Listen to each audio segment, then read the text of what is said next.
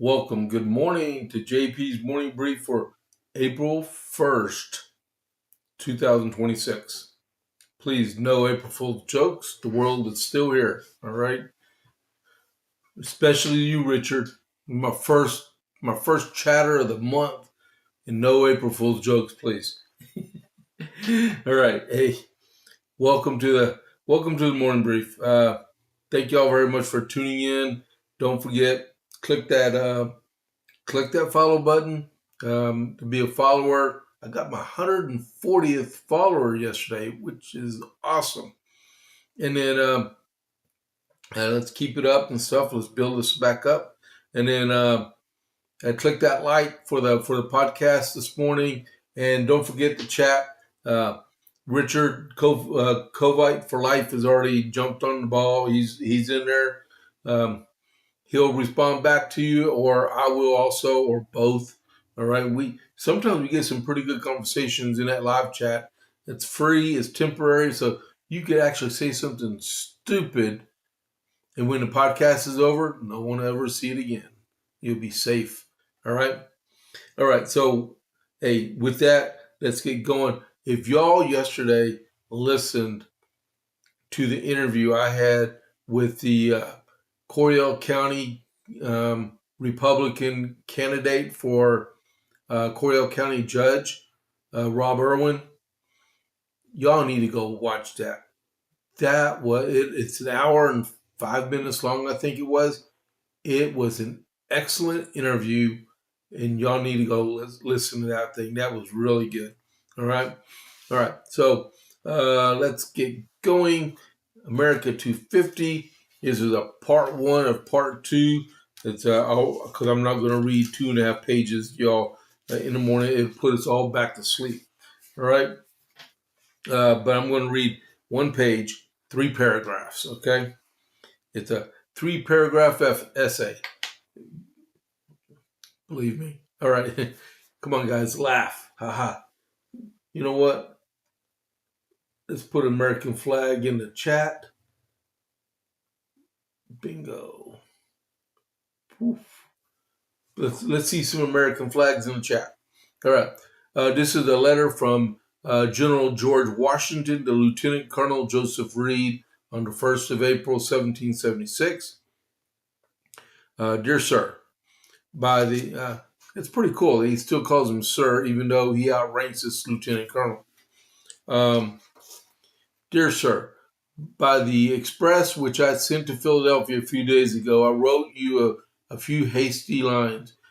I have little time to do more now, as I am hurried in dispatching one brigade after another for New York and preparing for my own departure by pointing out the duties of those that remain behind me. Nothing of importance has occurred in these parts since my last, unless it be the resignation of Generals Ward and Fry, and the reassumption of the former, or retraction on account, as he says, of its being disagreeable to some of the officers. Of those officers are I have not heard, I have not inquired. When the application to Congress and notice of it to me came to hand, I was disarmed of interposition because it was not upon the footing of duty or conscience. The general being persuaded that his health would not allow him to take that share of the duty of that his office required, the officers of whom the resignation is disagreeable have been able, no doubt, to convince him of his mistake, and that his health will admit him to be alert and active. I shall leave him till he can determine yea or nay to command in this quarter. General Fry, the wonderful man, has made the most wonderful hand of it. His appointment took place on the 11th of January. He desired 10 days ago that his resignation might take place the 11th of April. He has drawn $375, never done one day's duty, scarce been 3 times out of his house, discovered that he was too old and too infirm for moving camp. Bubba remembers that when he was young, active, and very capable of doing what is now out of power to accomplish, and therefore has left Congress to find another man capable of making, if possible, a more brilliant figure than he has done with all the departures of General Lee and Thomas, some taken of little account of um, S and R and H, and then form an opinion of the G generals of this army and councils. Your letter on the 15th contained a very unfavorable account of the Carolinas, but I am glad to find out that the subsequent one on the 23rd that the prospect brightens, and that Mr. Martin's first attempt, though those universal instruments of tyranny and the Scotch, hath met with well-deserved success. The old proverb of the first blow being half the battle cannot be better than those instances, the spirits of the vanquished being depressed in proportion as the victors get elated. So that's the first part of the letter. I'll read the second part when it comes this afternoon with the JPA report. One thing that caught my eye in this letter was General Ward's resignation, because General Ward was left, I believe General Ward was the one that was ordered to take troops to New York. And I guess he's not able to do it or something like that. And it was funny about the other one, General Fry thought he was too old. He couldn't even leave his house. And he still got paid $375, which that $375 could have paid for probably 3 or 4 companies of Minutemen in the Continental Army. So kudos to General Washington. All right. So I don't have an update from the Dalmatian. I did check yesterday. I'm working on a script for someone else that's very valued in the region around here. He's, a matter of fact, he has his FFL and has his own gun shop. So I want to start using them on part of the JPA report and the morning brief. All right. So next, the Iran update. Operation Epic Fury. Da, da, da, da. All right. So thank you for the 3 American flags there, Covite for life. Anyone else want to put an American flag in the chat? Go for it. Okay. So per Marco Rubio, the U.S. is willing to have direct talks with Iran at some point. Syria said it will stay out unless it's targeted. Iran says Diego Garcia is a legitimate target. I still think Great Britain should consider selling Diego Garcia to us instead of giving it to Marturius. I think is the Archipelago in the Western Pacific, Western Indian Ocean. But yeah, Iran says Diego Garcia is a legitimate target. The IDF, that'd be Israeli Defense Forces, strikes lethal chemical plant in Iran yesterday afternoon. Iran's foreign minister gives no response to the 15-point peace plan, and no negotiations are scheduled. The IDF, Israeli Defense Forces, capture Hezbollah operative and kills a top commander in Hezbollah.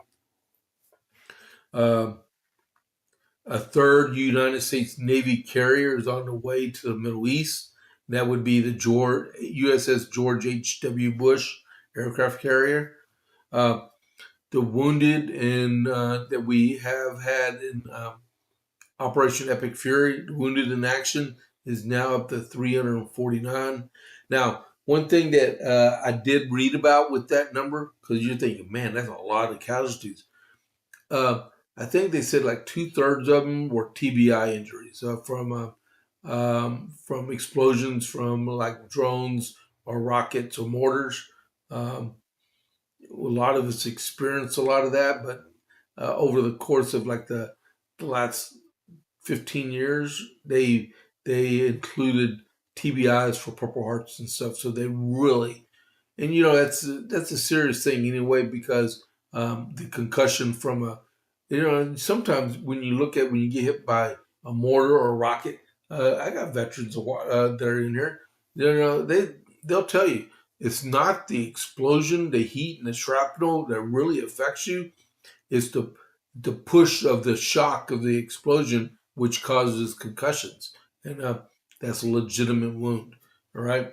I know my buddy Richard. He was in the Army. I don't know if he's a combat veteran.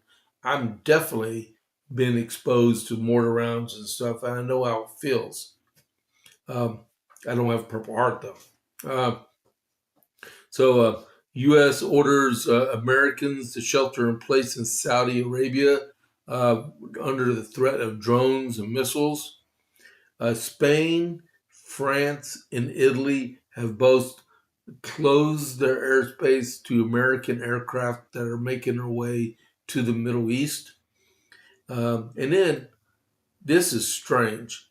Nikki Haley, former UN ambassador and former presidential candidate, former governor of South Carolina.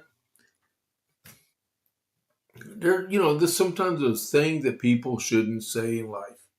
Like, Russia is the big winner in this war between us and Iran. Why would you say that? Just because the price of oil is over $100 a barrel right now?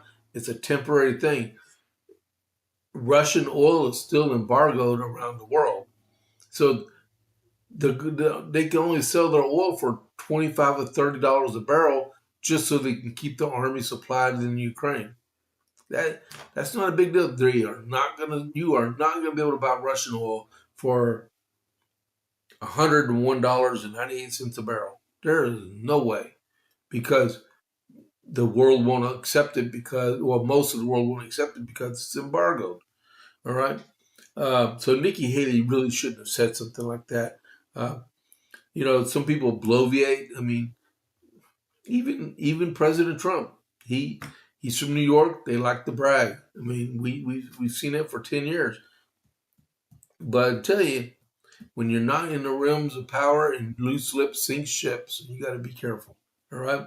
For the last part of the Iran update, Brent crude oil is, like I just said, $101.98 a barrel. That's as of about 4 o'clock this morning. West Texas Intermediate is at $98.75 a barrel. That's good that it's under $100 a barrel. And if you're sitting down, which I hope you are, right? The Dow Jones yesterday closed at 46,341.51. That's up. Yes, the stock market was up yesterday. 1,125 points. Unbelievable. That's why I hope you're all sitting down, because, it's up 120 points. No, this was over 1,100 points up, which a lot of people made money yesterday, which is really cool. All right, so that's the rain update. Let's get going on the rest of this. So let's say a really big MAGA to the president. Tonight he is going to speak to the nation. So in honor of his presidential address tonight, I'm going to put up one of his true socials he put out every now and then. Make America great again, right? Make America great again. So tonight at 9 p.m. Eastern, the president is going to address the nation on an important update about Iran. So we will have to wait and see about what that's all about, right? Who knows? Who really knows, right? So just be prepared, right? All right, cool. So next, and hold it. Nope, not yet. All right, so The next thing I want to read is the Supreme Court. The president will be at the Supreme Court this morning with they hear oral arguments about the 14th Amendment case. Wow. So there's a 14th Amendment birthrights case before the Supreme Court.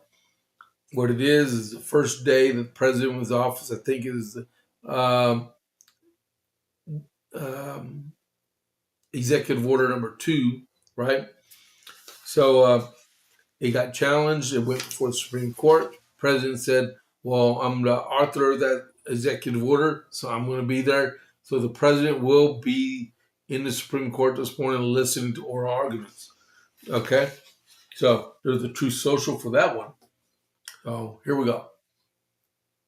Birthright citizenship has to do with babies of slaves, not Chinese billionaires who have 56 kids, all of whom become American citizens. One of the many great scams of our time, President Donald J. Trump. All right. So, with that being said, go back and read the 14th Amendment as it was written. It's only been interpreted once in the Supreme Court, and I believe it is 1896. But it's going before the Supreme Court today for this executive order. And what they're challenging is the president wants to restrict people that are come to our country as illegal aliens or on visa applications, have babies here, and they automatically become U.S. citizens, and then they go home. Or they come here, then they call for the rest of the family to come over because they're American citizens and they can't be deported, so they need support, so they bring the rest of the family over. That is what the argument is about for this. All right. So this is from Just the News.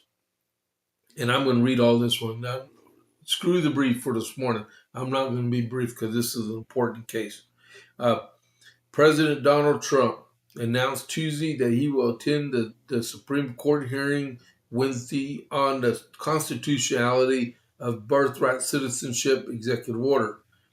The case centers on Trump's executive order directing federal agencies to interpret the 14th Amendment as excluding the birthright citizenship to children born of illegal immigrants and tourists. The president imposed the order last year as a means to deter pregnant tourists from having their babies in the United States and illegal immigrants from stop using the method as a way to remain in the country. They call them anchor babies. Trump said he will go to the Supreme Court and just sit there and listen because I've listened to all this argument for so long. This is not about Chinese billionaires or billionaires from other countries who all of a sudden have 75 children or 59 children or 10 children becoming American citizens. Trump told reporters at the White House this was about slaves. If you look, we're talking about slaves from the Civil War. It was about the protection of the babies of slaves. The president's attendance at the Supreme Court will mark Trump's first time attending a Supreme Court hearing during his second term. The president is absolutely correct. If you were watching Fox News in the 5 a.m. hour Central, Lawrence Jones gave an awesome explanation, and he's a lawyer too. He went to law school about the 14th Amendment. And he's black. He said he went back and read the supporting documentation for the 14th Amendment, and he said the president is correct. That the 14th Amendment was written because Democrats did not want to recognize the descendants of slaves as U.S. citizens. So in 1868, the 14th Amendment was sent to the populace and ratified, and it became law of the land. The whole intent was to ensure that blacks were giving citizenship of the United States after the Civil War and weren't considered uh, non non citizens of the United States. You got to remember, Republicans were the party that led the Civil War to defeat the Democrats and the institution of slavery around the country. It was so important that the 13th, the 14th, and the 15th amendments were passed for the Constitution. 13th Amendment was the abolition of slavery. The 14th Amendment was the Equality Amendment, guaranteed all uh, all slaves were U.S. citizens, and the 15th Amendment was to grant voting rights to black males. Okay, because we all know that women weren't given the right to vote until, oh, I believe, the 19th Amendment. All right, and that was in 1920. All right, so there's going to be some really good arguments coming up in this morning in the Supreme Court. So if you really want to follow that, there's a website called SCOTUS blog, uh, Supreme Court of the United States. SCOTUS blog, BLOG. And they have a real time texting apparatus they use during the arguments of a case when it goes before the Supreme Court. Because you can't go in and record and video and stuff, but you can do a lot of this stuff, right? So that'd be something to listen to. If I got time this morning, that would be great. But see, I just chased a squirrel, didn't I? All right. So with that, hold on just a second. All right. So I'm going to do an ad read real quick for everybody. All right. Just give me a second here. All right. So there's a little inside scoop that many creators are talking about behind the scenes. It's actually one of the reasons why I'm using Rumble. They make a way to super chat creators so we get paid immediately and without any fees. YouTube and Twitch take up to 50% of fees when you tip creators. This method takes none. That's right. The platform takes zero fees. I keep nearly 100% of what you send me. You can super chat with Bitcoin, either US dollars, tethered US dollars, or even tethered gold stable coins. The tip will show up directly in your Rumble chat, which I'll do my best to read. Yeah, that's true.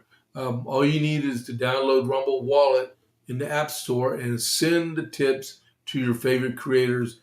You can to wallet.rumble.com, or you can download the app directly from the App Store. Seriously, what an amazing way to get rid of the middleman and help the creator economy. Shout out to Rumble for making this disruptive technology. All right, thank y'all for letting me read that. And that's true. All right. I use Rumble Wallet. I put it on my stuff so you can leave chats and stuff for. So you can do that, and then we'll get back to this. What time we got here? It's already 6:54. Unbelievable. I see. I went on that rant about the 14th Amendment, which is very, very, very, very important. So the next one I want to go over real quick is the Trump signs executive order overhauling mail-in voting.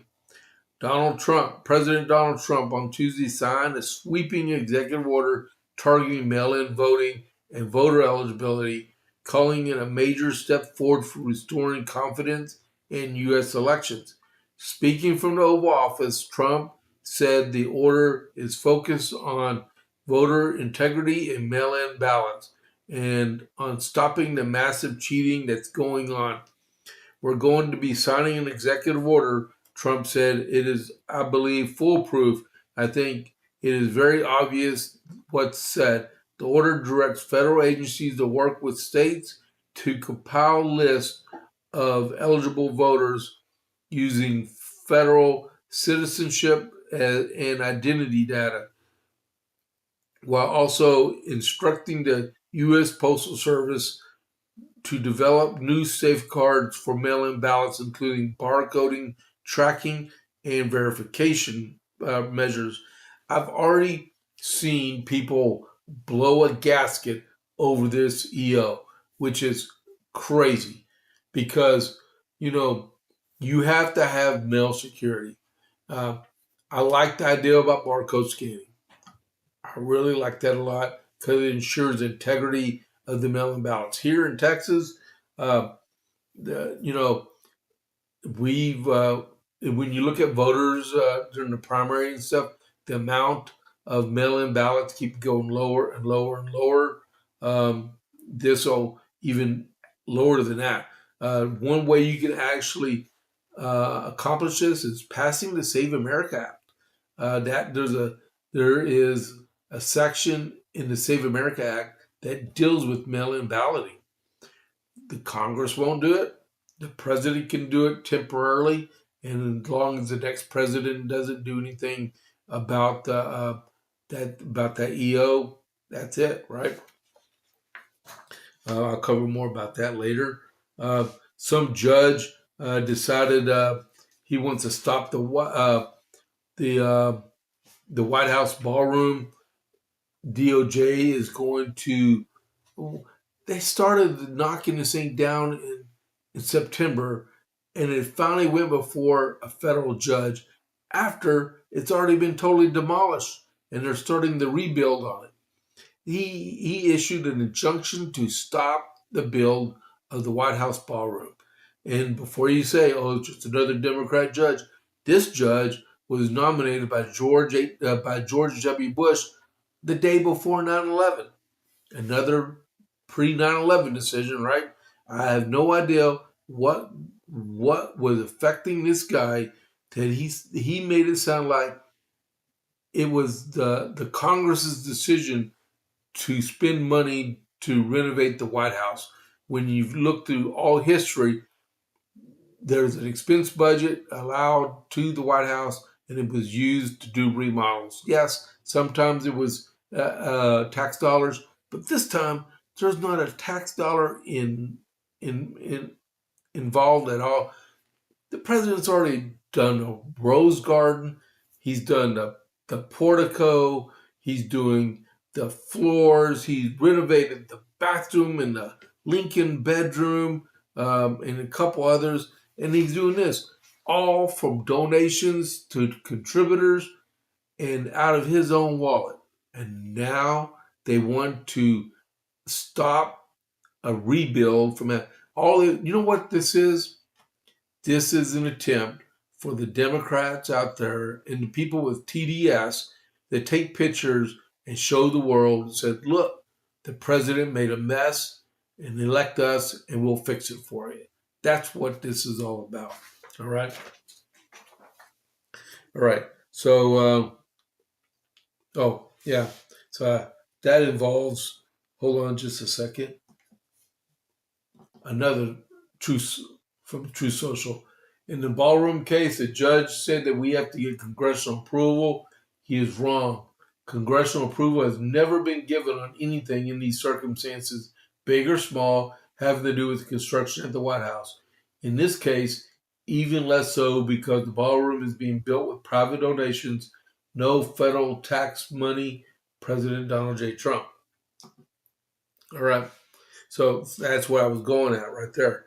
Also, it'll be overturned by this weekend, and they'll start pouring more concrete by Monday. All right, because this is a long weekend because we have Good Friday, in which there will be no podcast on Friday, unless some major news erupts. But no news on Friday, right? No podcast on Friday, whether it be the morning brief or the JPA report. All right. So a couple other things I need to tell y'all because it's 7:00 already. Oh. Come on, Richard, make me work, all right? Don't let me chase these rabbits. Okay, so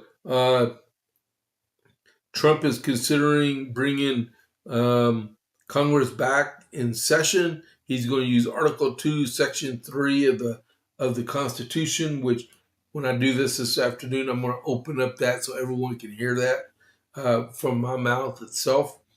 And then Artemis 2, the moon rocket is going to launch this afternoon. It's a 10-day trip around the moon and back.